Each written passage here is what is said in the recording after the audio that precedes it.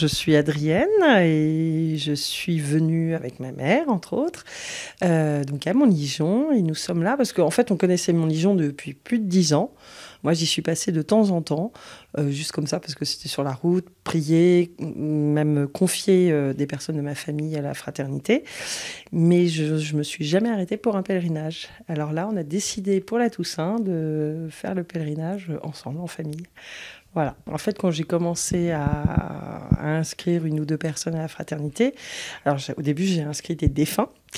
Après, je me suis rendu compte qu'on pouvait inscrire des vivants. Donc ça aussi, c'était fabuleux, se dire que d'autres personnes peuvent prier pour des personnes pour lesquelles nous-mêmes, on a du mal à prier, quelquefois. Et on se rend compte qu'il y a quelque chose de fabuleux qui se produit. Et après, je me suis rendu compte qu'il y avait des choses qui ne m'appartenaient pas, que je vivais, et des choses qui ne m'appartenaient pas. Et j'ai décidé, en parlant d'ailleurs avec ma mère, enfin, voilà, de confier beaucoup de personnes de mon arbre généalogique. Et là, je me suis rendu compte qu'en confiant ces personnes que je n'ai jamais connues, mais dont j'ai hérité d'une histoire et voilà, de beaucoup de choses, je me suis rendu compte qu'il y avait des choses, soit des paroles, alors avant que mon père ne parte, des paroles qui venaient entre guillemets de nulle part, enfin, et qui ont éclairci des situations, ou des pourquoi ça, et puis il m'a sorti une parole, je dis ah bah voilà, j'ai la réponse.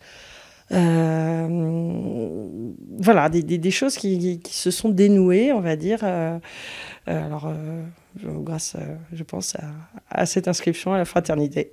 Et grâce à la prière, bien évidemment. C'est ça, avant tout.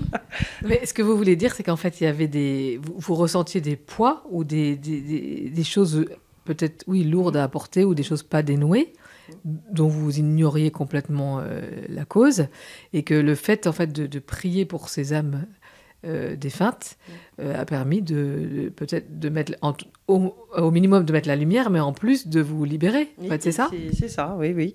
Alors non seulement des poids et aussi, je dirais, des mots physiques ou des mots, même des paroles que j'ai pu entendre plusieurs fois, en disant mais pourquoi de telles choses pas si gentilles ou pas si bienveillantes, et après les choses sont devenues, ces paroles ont disparu, et plus de joie, et puis il y a eu du pardon dans certaines situations, beaucoup de pardon, plus d'amour, plus de bienveillance, et d'ailleurs un départ pour mon père en paix. Voilà, donc ça c'était une belle grâce. Oui, exactement. C'est-à-dire que votre papa, donc juste avant de mourir, là, tout à coup, il vous a dit des choses que vous n'aviez jamais entendues. Oui, tout à fait. C'est exactement ça. Ah oui. Donc, en fait, vous encouragez à inscrire. Alors, oui, c'est beau ce que vous dites. D'abord, les personnes vivantes avec lesquelles on n'a peut-être pas tellement d'affinité. Donc, les inscrire à la fraternité, du coup, d'autres personnes vont prier pour elles. Voilà. Et puis, les personnes défuntes qui pourraient, par leur, enfin, je sais pas, nous peser un peu. Oui, oui, pas mal. Il y a des personnes défuntes qu'on ne connaît pas, mais par exemple des grands-parents qu'on n'a jamais connus, on en a entendu parler beaucoup. On sait ce qu'ils ont fait subir à nos ascendants, tels que des parents ou des oncles et tantes. On se dit aïe, aïe, aïe. Ou alors beaucoup d'amour, mais quelquefois avec des blessures, je dirais peut-être inconscientes, puisque des paroles peuvent blesser, des actes peuvent blesser, ou un manque d'attention. Et on se rend compte que nos ascendants en ont souffert. Et on se dit, oui, mais moi je me rends compte que j'en ai aussi certaines conséquences sans même avoir connu ces personnes. Qu'est-ce que je peux faire pour les aider? Parce que j'aimerais, moi, pouvoir vivre correctement. Et donc, j'aimerais qu'ils soient dans la lumière et puis que nous, on puisse aider sur Terre comme on peut encore agir, hein, parce qu'on est appelé quand même à la sainteté, donc avant tout. Donc, si on peut agir pour le bien de leur âme et pour notre bien aussi, et leur bien, et que tout le monde soit purifié et soit dans la lumière, c'est, je pense, le plus important. Souvent, j'envoie une photo à la famille en disant voilà, on t'assure de notre prière, mais sache que la prière, il n'y aura pas que la nôtre. Et puis j'envoie le certificat et quelquefois ils connaissent pas Montligeon. C'est un vrai cadeau. Je fais vraiment du cœur, pas le fond du cœur, parce que c'est, voilà, on n'a qu'une seule envie, c'est qu'il soit dans la lumière. Donc ça, et Et quelquefois, je l'ai pas encore donné à certaines personnes. Parce que je trouve ça peut-être soit trop prématuré ou peut-être qu'il y a des gens qui sont un peu en... Comment dirait-on, dans la colère ou pour l'avoir vécu, je sais qu'il y a plusieurs étapes après un deuil. Et quand on est dans les colères, on est quelquefois sourd, même plus souvent sourd qu'autre chose. Et dans le déni, dans la colère, dans l'incompréhension, on peut être hargneux aussi. Et du coup, je me suis dit, non, c'est peut-être pas le moment. Et donc, je l'attends, le moment, pour dire, bah voilà, sache que...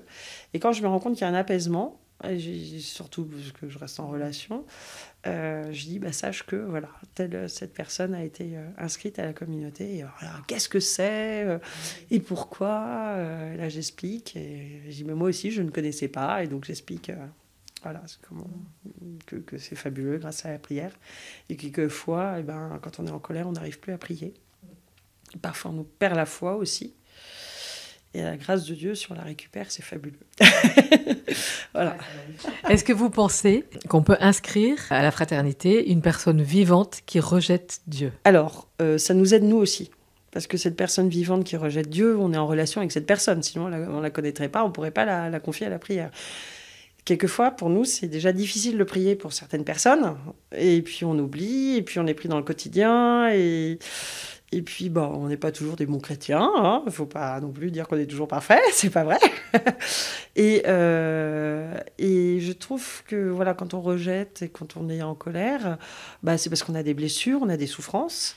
Quelquefois, bah, on ne comprend pas. Et cette personne, bah, si on commence à lui en vouloir, on rentre en guerre.